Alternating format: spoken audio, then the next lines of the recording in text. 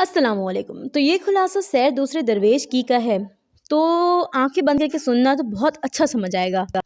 ایک شہزادہ فارس کا ہوتا ہے جس کے دربار میں ایک آدمی حاضر ہوتا ہے اور وہ کہہ رہا ہوتا ہے کہ یہ دنیا تو عارضی ہے اور وہی لوگ اس دنیا میں یاد کیے جاتے ہیں جو بہترین اور اچھے کام کرتے ہیں۔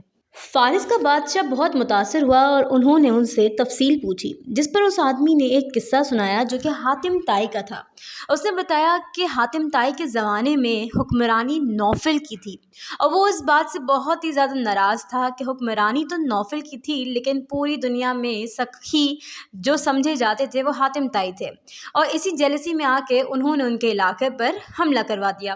لیکن حاتم طائی امن پسند انسان تھے اور دوست انسان تھے۔ انہوں نے لڑائی کے بدلے اپنے آپ کو ایک غار میں چھپا لیا، یعنی ایک پہاڑی میں چھپا لیا۔ اب لیکن نوفل نے کیا کہا کہ اگر کوئی شخص ان کو ڈھونڈ کے لے کے آئے گا تو اس کو 500 اشرفی کا انعام ملے گا۔ ایک روز جس پہاڑی پر حاتم طائی چھپا تھا تو اس دھر سے ہی ایک بوڑھے آدمی اور عورت کا گزر ہوتا ہے۔ وہ کہتے ہیں کہ کاش اگر حاتم طائی ہمیں مل جائے تو ہم اس رقم سے اپنی مشکلات کو حل کر سکتے ہیں۔ یہ پوری بات جو تھی وہ حاتم طائی نے سنی اور حاتم طائی ان کے سامنے آ گیا اور کہا کہ آپ مجھے دربار میں حاضر کر دیں اور وہ انعام کی رقم لے لیں اور اپنی مشکل کو حل کر دیں۔ جس پہ انہوں نے کہا کہ ہم اپنی لالچ پر آپ کو وہاں پر پیش کر دیں، ایسا نہیں ہو سکتا۔ لیکن حاتم طائی ان دونوں کو وہاں پر لے کے گیا اور خود نوفل کے سامنے پیش ہو گیا اور کہا کہ مجھے ان دونوں نے ڈھونڈا ہے۔ اور یہ تمام تر باتیں دیکھ کر وہ نوفل ان کا گرویدہ ہو گیا اور جو مال حاتم طائی سے اس نے چرایا تھا وہ تمام تر مال اس کو واپس کر دیا۔ یہ تمام تر قصہ سننے کے بعد فارس کے شہزادے نے کہا کہ میں بھی بنوں گا حاتم طائی کی طرح ایک سخی انسان۔ تو اس نے کیا کیا، ایک بہت ہی بڑا عالیشان اس نے ایک محل بنایا جس پر اس نے تمام تر جو دروازے تھے وہ 40 دروازے بنائے اور کہا کہ ہر ایک دروازے پر جو کوئی بھی آدمی آئے گا، فقیر آئے گا یا کوئی لینے مانگنے والا آئے گا تو اس کو 1 اشرفی ملے گی۔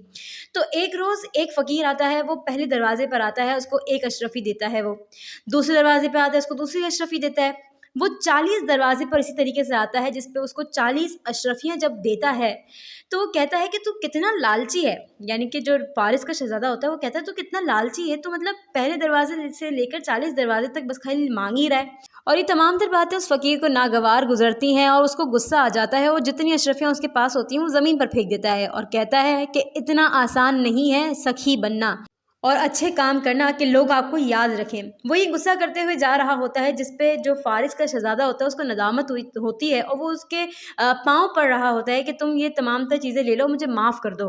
لیکن وہ فقیر یہ کہتا ہوا چلا جاتا ہے کہ اصل سخی تو بصرہ کی شہزادی ہے۔ جب یہ کہتا ہے تو اس فارس کے شہزادے کو اس سے ملنے کی خواہش پیدا ہو جاتی ہے اور خلاصہ ختم۔